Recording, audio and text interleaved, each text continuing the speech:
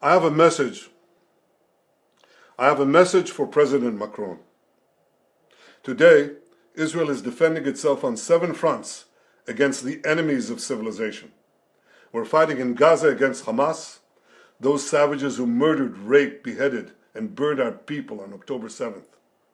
We're fighting in Lebanon against Hezbollah, the most heavily armed terror organization in the world, which was planning an even greater massacre than October 7th on our northern border, and that has rocketed Israeli towns and cities for nearly a year.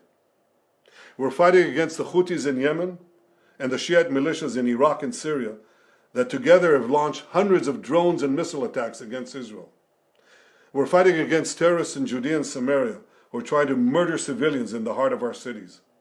And we're fighting against Iran, which last week fired over 200 ballistic missiles directly at Israel, and which stands behind the 7-front war against Israel. As Israel fights the forces of barbarism led by Iran, all civilized countries should be standing firmly by Israel's side.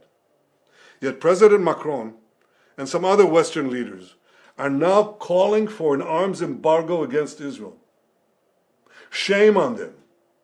Is Iran imposing an arms embargo on Hezbollah, on the Houthis, on Hamas, and on its other proxies? Of course not. The axis of terror stands together. But countries who supposedly oppose this terror axis call for an arms embargo on Israel.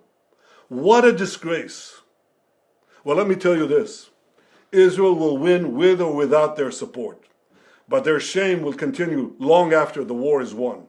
For in defending ourselves against this barbarism, Israel is defending civilizations against those who seek to impose a dark age of fanaticism on all of us.